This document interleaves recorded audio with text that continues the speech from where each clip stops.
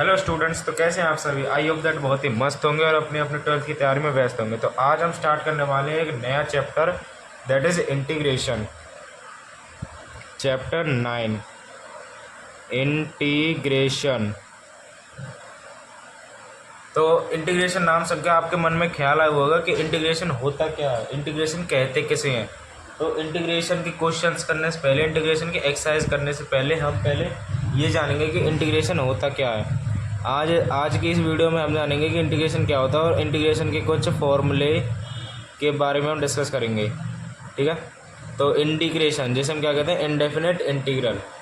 Integral means anti derivative. Integral means क्या होता है, एंटी डेरिवेटिव। अगर आपने डिफरेंशिएशन चैप्टर नहीं पढ़ा है तो आपको इंटीग्रेशन करने में थोड़ी सी मुश्किलें आ सकती हैं। तो मैं आपसे कहूँगा कि पहले आप जाके डिफरेंशिएशन चैप्टर को पढ़ें, उसके बाद अगर आप इंटीग्रेशन करेंगे तो आपका इंटीग्रेशन करना बहुत ही ईजी हो जाएगा। तो इंटीग्रेशन का मीन्स होता है एंटी डेरिवेटिव, यानी कि डेरिवेटिव। डिफरेंशिएशन क्या होता है, डिफरेंशिएशन होता है कि छोटे बड़े बड़े संख्याओं को छोटे छोटे टुकड़ों में लिख देना। जैसे कि मैं कहूँ कि मुझे एक्स स्क्वायर का डिफरेंशिएशन करना है, तो एक्स स्क्वायर का मैं डिफरेंशिएशन करूँ, तो एक्स स्क्वायर का हम डिफरेंशिएट करेंगे तो क्या होगा, डिफरेंशिएशन का था कि पावर आगे आ जाती थी। जैसे कि इसका डिफरेंशिएट करेंगे तो इसका 2 आगे आ जाएगा और एक्स के लिए क्या हो जाएगा 1। लेकिन जब मैं इसका इंटीग्रेशन करूँगा तो ये dx जो इधर मल्टीप्लाई हो जाएगा, तो क्या आएगा डी एक्स स्क्वायर बराबर में 2x डॉट के dx। तो ये dx जो है ये इंटीग्रेशन का साइड है। और जिस किसी के साथ वो dx लगा हो उसका हम इंटीग्रेशन करते हैं। इंटीग्रेशन का साइन होता है ये वाला। तो जब मैं 2x का इंटीग्रेशन करूँगा तो 2x का इंटीग्रेशन क्या होगा, 2 तो जो है वो कांस्टेंट है, तो 2 बाहर आ जाएगा, बचा क्या x डॉट dx। इसका इंटीग्रेशन करूँगा तो क्या होगा, 2 कांस्टेंट, 2 बाहर ही रहेगा, मल्टीप्लाई में इंटीग्रेशन में। अब आपने देखा कि यहाँ पे अगर जब हम डिफरेंशिएशन करते हैं तो पावर जो है मल्टीप्लाई में आती है, लेकिन जब हम इंटीग्रेशन करते हैं तो पावर जो है वो डिवाइड ऐड होती है। तो जब हम यहाँ पे इंटीग्रेशन करेंगे तो इसकी पावर 1 है, तो जब हम इसका इंटीग्रेशन करेंगे तो इसकी पावर में 1 ऐड हो जाएगा, और जो पावर ऐड करने के बाद आई डिफरेंशिएशन में उस पावर से मल्टीप्लाई करते हैं, लेकिन इंटीग्रेशन में हम उस क्या करेंगे, उससे डिवाइड कर देंगे। 1 + 1 कितना 2, 2 से हमने डिवाइड कर दिया, तो इस 2 से ये कैंसिल हो जाएगा, तो क्या बचेगा एक्स स्क्वायर। ठीक है, ऐसे ही मैं आपको बताऊं, जैसे मुझे 2x + 1 का डिफरेंशिएशन करना है, इसका अगर मैं डिफरेंशिएशन करूँगा तो क्या होगा, 1 कांस्टेंट है, दैट इज इसका हो जाएगा 0। 2x जो है 2 कांस्टेंट है, 2 का 2 रहेगा, x के लिए क्या हो जाएगा 1, तो 2 + 0 क्या हो जाएगा, दैट इज 2। ठीक है, ये होगा। अगर मैं इसका इंटीग्रेशन करूं तो क्या होगा, d2x + 1 = 2 डॉट में dx। अगर मैं इसका इंटीग्रेशन करूं तो क्या आएगा, डी आई, इंटीग्रेशन के सामने होता है i। अगर मैं 2 का इंटीग्रेशन करूँ तो 2 तो कांस्टेंट है, वो बाहर आ जाएगा, और dx जो है वो एक बहुत ही छोटी संख्या है, तो ये dx जो है बहुत ही छोटी संख्या है। अगर मैं इसका इंटीग्रेशन करूँ तो इंटीग्रेशन का मतलब होता है छोटी छोटी संख्याओं को मिला के एक बड़ी संख्या बना देना, और डिफरेंशिएशन का मतलब होता है बड़ी संख्याओं को मिला के एक छोटी संख्या, बड़ी संख्या को एक छोटी संख्या में तोड़ देना। अगर मैं इसका डिफरेंशिएशन करता हूँ तो कांस्टेंट टर्म में ये इसका 0 हो जाएगा। अगर मैं इसका इंटीग्रेशन करूँ dx का, तो dx का इंटीग्रेशन हो, dx स्मॉल टर्म है, अगर इसका मैं इंटीग्रेशन करता हूँ तो क्या हो जाएगा, एक बड़ी टर्म बन जाएगी, दैट इज क्या हो जाएगा x। और 1 कांस्टेंट है तो 1 को हम लिख भी सकते हैं, नहीं लिख सकते, इंटीग्रेशन में ऐसे होता है। और हम क्या करेंगे, c ऐड करेंगे। c क्या होता है, इंटीग्रेशन कांस्टेंट होता है, जो कि हर क्वेश्चंस के आंसर में हम इसको यूज़ करते हैं। ठीक है, अब हम बात करेंगे इसके कुछ फॉर्मूले के बारे में, इंटीग्रेशन के क्या क्या फॉर्मूले हैं। तो सबसे पहले फॉर्मूला लिखेंगे, तो हम इसके फॉर्मूले के बारे में बात करेंगे, तो हम लिखेंगे इम्पोर्टेंट फॉर्मूले। अगर आपने इम्पोर्टेंट ये फॉर्मूले नहीं पढ़े तो आप इंटीग्रेशन को बिल्कुल भी नहीं कर सकते, क्योंकि ये जो फॉर्मूले हैं ये इंटीग्रेशन का बेस है, ये सिर्फ इस इंटीग्रेशन का बेस है। अगर आपने बेस ही नहीं पढ़ा तो आप इंटीग्रेशन को कर ही नहीं पाएंगे। तो सबसे पहले इस फॉर्मूलेस को याद करें जो मैं आपको लिखाने जा रहा हूँ। जैसे जैसे आप आगे बढ़ते जाएंगे तो और फॉर्मूले आते जाएंगे, जो मैं आपको सेशन के अकॉर्डिंग बताते जाऊँगा। तो सबसे पहला फॉर्मूला है, आपको इंटीग्रेशन करना है, इंटीग्रेशन ऑफ x की power n dot d x. अगर आपको इसका इंटीग्रेशन करना है तो आप इसका इंटीग्रेशन कैसे करेंगे, मैंने आपको बताया था कि इंटीग्रेशन करते हैं तो पावर में एक ऐड हो जाता है। तो इस पावर में जब हम इसका इंटीग्रेशन करेंगे तो ये x जो है वेरिएबल है, n जो है कांस्टेंट है, यानी कि इसमें क्या है, वेरिएबल की पावर कांस्टेंट दे रखी है। तो वेरिएबल की पावर कांस्टेंट आएगा तो क्या होगा, x की पावर x सेम रहेगा, पावर में एक ऐड हो जाएगा और क्या होगा, इससे डिवाइड हो जाएगा। याद रखना, मैंने बताया था कि डिफरेंशिएशन में पावर से मल्टीप्लाई होता है, लेकिन इंटीग्रेशन में पावर से डिवाइड होता है। और क्या होगा, प्लस में c is a integration constant. ठीक है, इसका सेकंड फॉर्मूला है इंटीग्रेशन ऑफ a की पावर x डॉट के डी एक्स इक्वल्स टू। ठीक है, अब आप देख सकते हैं कि इसमें क्या दे रखा है, उसमें दे रखा था वेरिएबल की पावर कांस्टेंट थी, इसमें क्या है, कांस्टेंट की पावर वेरिएबल है।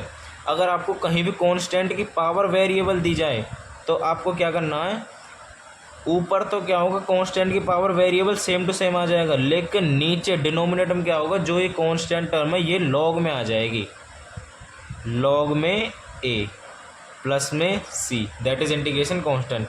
और जो x के जो मल्टीपल में होगा, जैसे कि मान लो यहाँ पे क्वेश्चन होता है कि a की पावर 2x, तो जो x के मल्टीपल में 2 आता उसको हम डिवाइड में लिखते। ठीक है, अगर यहाँ पे 1 है तो हम लिख देंगे x के लिए 1 आ जाएगा, मल्टीप्लाई में 1। अगर यहाँ पे 2 होता तो 2 लिख देते। ठीक है, ऐसे। अब करेंगे हम इसका थर्ड फार्मूला है इंटीग्रेशन ऑफ 1 अपॉन के x डॉट डी एक्स। अगर आपको ऐसे दे रखा है कि आपको x जो है वो आपको डिनोमिनेटर में दे दिया, अगर x आपको डिनोमिनेटर में दे दिया तो आप कैसे करेंगे इसको, अगर यहाँ पे x की पावर जो है 1 है तो हम क्या करेंगे, इसका डायरेक्टली लॉग में इंटीग्रेशन कर देंगे, क्योंकि लॉग क्या होता है, एंटी डेरिवेटिव होता है। हमें डिफरेंशिएशन करते थे लॉग का, तो लॉग का डिफरेंशिएशन क्या होता था, 1 अपॉन एक्स। तो यहाँ पे जब 1 अपॉन एक्स का इंटीग्रेशन करेंगे, एंटी डेरिवेटिव करेंगे तो उल्टा हो जाएगा, 1 अपॉन एक्स का लॉग एक्स का 1 अपॉन एक्स। लेकिन ये कुछ कंडीशंस तक की सीमित है। अगर यहाँ पे एक्स की पावर या यहाँ पे कोई भी वेरिएबल हो, लीनियर हो, पॉलिनोमियल कोई भी हो, अगर उसकी पावर 1 है तब तक ही उसका लॉग में कन्वर्ट होगा। अगर उसकी पावर 1 से कम है या 1 से ज़्यादा है तो उसको हम लॉग में चेंज नहीं कर सकते। जैसे कि मान लो मैं आपको एक क्वेश्चन करके बताता हूँ यहाँ पे एग्जांपल में। जैसे मान लो यहाँ पे इंटीग्रेशन दे दिया होता है 1 अपॉन में अंडर रूट एक्स, तो अंडर रूट एक्स को हम कैसे लिख सकते हैं, इंटीग्रेशन ऑफ 1 अपॉन में एक्स की पावर 1/2। तो 1/2 है, ये एक्स की पावर जो है 1 से कम है, तो हमें इसका लॉग में चेंज नहीं कर सकते। इसको हमें इंटीग्रेशन रूल के अकॉर्डिंग ही सॉल्व करना होगा। तो इसको इंटीग्रेशन रूल के अकॉर्डिंग सॉल्व करेंगे तो क्या होगा, इक्वल्स टू में इंटीग्रेशन हो, इसको हम ऊपर ले जाएंगे तो x की पावर -1/2 आ जाएगा। ठीक है, तो जब हम इसका इंटीग्रेशन करेंगे तो क्या होगा, पावर में एक ऐड हो जाएगा और जितना हमने ऐड किया है उसी से हम डिवाइड कर देंगे। ठीक है, तो क्या आ जाएगा हमारा इंटीग्रेशन इसका, x की पावर -1/2 में 1 ऐड करेंगे तो क्या आएगा, x की पावर 1/2। अब बॉन में क्या आएगा, -1/2 में 1 ऐड करेंगे तो क्या आएगा, 1/2। दैट इज़ ये 2 नीचे, ये ऊपर जाके मल्टीप्लाई में चला जाएगा। तो 2x की पावर 1/2 है तो क्या हो जाएगा, रूट x प्लस में c। ठीक है, ये इसके थर्ड फॉर्मूला हो जाएगा। नेक्स्ट फॉर्मूला है इसका फोर्थ। अब आएंगे इसके ट्रिग्नोमेट्री फॉर्मूले। एक मिनट, एक फॉर्मूला हो रहा है इसका, जैसे कि आपको करना है इंटीग्रेशन ऑफ e की पावर x का इंटीग्रेशन करना है डॉट डी एक्स। ठीक है, अब ये भी बिल्कुल सेम ही है, जैसे ये आपने किया था कि a की पावर x कांस्टेंट की पावर वेरिएबल दे रखी हो, तो ये भी ऐसे ही है, इसमें भी कांस्टेंट की पावर वेरिएबल ही है। तो इसमें आप कैसे करेंगे, इक्वल्स टू e की पावर x का इंटीग्रेशन क्या होगा, ये कांस्टेंट है, ये वेरिएबल है, तो मैंने आपको बताया था कि ऊपर तो सेम ही रहेगा और नीचे जो है क्या है, टर्म लॉग में आ जाएगी, तो लॉग e आ जाएगा। और हम जानते हैं कि लॉग e की वैल्यू कितनी होती है, 1 होती है। तो इसका जब हम इंटीग्रेशन करेंगे तो क्या आएगा, लॉग e की हो जाएगा 1, तो e की पावर x अपॉन के 1 इक्वल्स टू e की पावर x और प्लस में c, that is integration constant. ठीक है, 5th फॉर्मूला है इसका। अब आते हैं इसके ट्रिग्नोमेट्री फॉर्मूले। तो ट्रिग्नोमेट्री फॉर्मूले कैसे होंगे, जैसे कि आपको करना है integration of sine x dot d x. Sine x का आपको इंटीग्रेशन करना है, तो साइन एक्स का इंटीग्रेशन क्या होगा, हमने डिफरेंशिएशन पढ़ा था कि साइन एक्स का डिफरेंशिएशन क्या होता है, कोस एक्स होता है, लेकिन कोस एक्स का डिफरेंशिएशन क्या होता था, माइनस साइन एक्स होता था, और ये है ही एंटी डेरिवेटिव। तो जो साइन एक्स का डिफरेंशिएशन कोस एक्स होता था, तो कोस एक्स का इंटीग्रेशन क्या होगा, साइन एक्स होगा। तो लेकिन साइन चेंज किसका होगा, माइनस का, तो साइन एक्स का इंटीग्रेशन क्या हो जाएगा, माइनस के कोस एक्स प्लस में सी। ठीक है। 6th है इसका integration of cos x. Cos x का इंटीग्रेशन करना है तो क्या होगा, साइन एक्स प्लस में सी। माइनस से माइनस कैंसिल हो जाएगा, क्योंकि जब हम साइन का इंटीग्रेशन करते हैं तो कॉस आता है, तो कॉस का जब हम इंटीग्रेशन करेंगे तो क्या आएगा, साइन आएगा। ठीक है, तो साइन एक्स प्लस में सी। 7th फॉर्मूला है इसका। 7th में टेन का इंटीग्रेशन। टेन एक्स का इंटीग्रेशन क्या होता है, याद रखना, सिंगल पावर में सिर्फ साइन और कॉस का इंटीग्रेशन होता है सिंपल में। Tan x cos x, tan x cot x, cosecant x और सीकेंट एक्स, इनका इंटीग्रेशन होता ही नहीं है, इनका इंटीग्रेशन हमको करना पड़ता है। और लेकिन अगर आपको इसको डायरेक्ट फॉर्मूले से याद कर लेंगे तो आपको, अगर आप पेपर में सॉल्व करेंगे तो आपको टाइम भी बचेगा। तो टेन एक्स का इंटीग्रेशन मैं लिखा देता हूँ। टेन एक्स का इंटीग्रेशन होता है लॉग में सीकेंट एक्स प्लस में सी। ठीक है, लॉग में सीकेंट एक्स प्लस में सी। इसका 8th फॉर्मूला है integration of cot x dot d x. Cot x का इंटीग्रेशन क्या होता है, कोट एक्स का होता है लॉग साइन एक्स प्लस में सी। ठीक है। 9th फॉर्मूला है इसका, अब है सीकेंट एक्स का इंटीग्रेशन डॉट डी एक्स। ठीक है, सीकेंट एक्स का इंटीग्रेशन क्या होगा, लॉग में सीकेंट एक्स प्लस में टेन एक्स प्लस में सी। ठीक है, सी हर किसी के पीछे लगेगा, सी इंटीग्रेशन कांस्टेंट है। और इसका एक और फॉर्मूला होता है लॉग में टेन पाई बाय 4 प्लस में एक्स बाय 2 प्लस में सी, क्योंकि जब हम इसको सॉल्व करते हैं तो ये निकल के आता है हमारे पास ten pi by 4 x by c. ठीक है, नेक्स्ट फॉर्मूला है इसका 10th फॉर्मूला है integration of cosecant x. Cosecant x का अगर आप इंटीग्रेशन करते हैं तो वो भी सेम टू सेम ऐसे ही है, लेकिन अंदर का चेंज हो जाएगा। तो क्या आएगा, लॉग मोड में कोसिकेंट एक्स माइनस में कोट एक्स प्लस में सी। और एक और क्या होता है, लॉग में टेन एक्स बाय 2 प्लस में सी। ठीक है, नेक्स्ट फॉर्मूला है इसका integration of secant square x dot d x.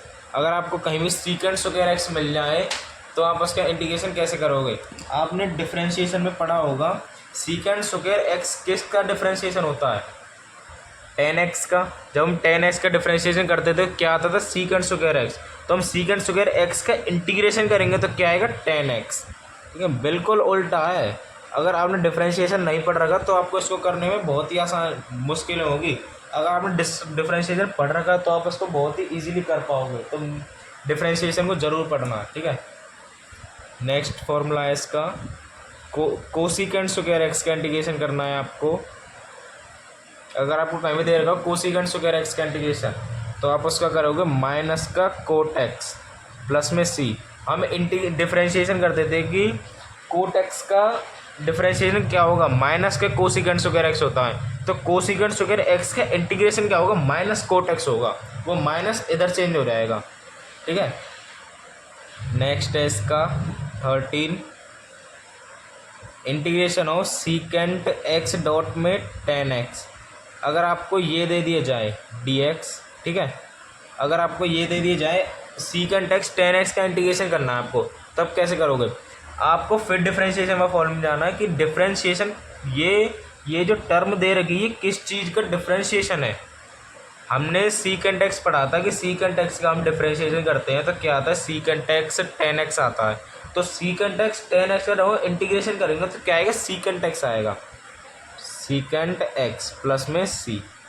ठीक है, 14 फॉर्मूला है इसका, integration of cosecant x cot x dot d x. ठीक है, अब ये किस चीज़ का इंटीग्रेशन है, ये हो जाएगा माइनस में कोसिकेंट एक्स प्लस में सी।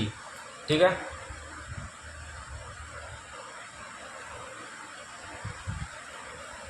फिफ्टींथ फॉर्मूला है इसका। अब आ जाएंगे यहाँ पे इन्वर्स वाले फॉर्मूले, इन्वर्स ट्रिग्नोमेट्री वाले। तो जैसे आपको दे रखा 1 अपॉन में under root 1 minus x square dot d x दे रखा है। तो ये आपने डिफरेंशिएशन पढ़ा होगा कि ये किस चीज़ का डिफरेंशिएशन होता है, साइन इन्वर्स एक्स का प्लस में सी।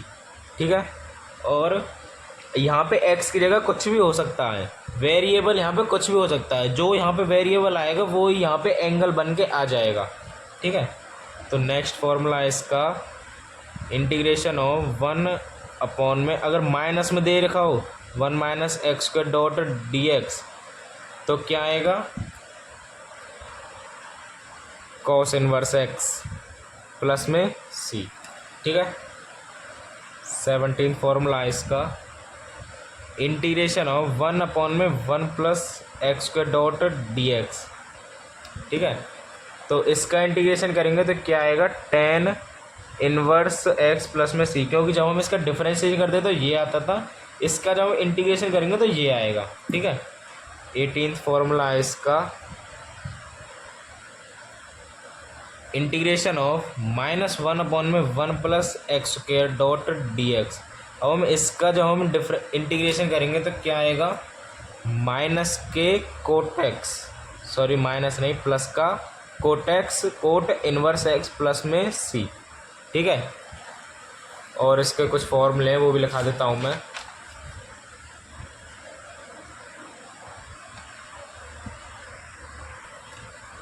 नेक्स्ट फॉर्मूला है 19th फॉर्मूला है इसका, इंटीग्रेशन ऑफ 1 अपॉन में x under root x square minus 1 dot d x equals to, तो ये डिफ्रेंशिएशन किस चीज़ का होता था, सेक इनवर्स एक्स का। तो ये इंटीग्रेशन भी इसका हो जाएगा। नेक्स्ट फॉर्मूला है इसका, अगर आपको दे रखा हो 1 अपॉन में x under root x square minus 1, तो इसका जब हम इंटीग्रेशन करेंगे तो क्या होगा, कोसिकेंट इनवर्स एक्स प्लस में सी। ठीक है, नेक्स्ट फॉर्मूला है इसका, integration of sine h x dot d x. H x का मीन्स है हाइपरबोलिक एक्स, ये आपको मैं बताऊंगा आगे हाइपरबोलिक एक्स क्या होता है। अभी आप सिर्फ इसका फॉर्मूला लिख लीजिए क्योंकि अभी आपको सिर्फ फॉर्मूला याद रखना है। ठीक है, तो साइन हाइपरबोलिक एक्स का डिफरेंशिएशन इंटीग्रेशन होता है कॉस हाइपरबोलिक एक्स, और अगर आपको दे दिए कॉस हाइपरबोलिक एक्स का इंटीग्रेशन करने के लिए दे दिया जाए तो इसका होगा साइन हाइपरबोलिक एक्स। मैं आपको यहाँ पे लिख देता हूँ कि साइन हाइपरबोलिक एक्स की वैल्यू क्या होती है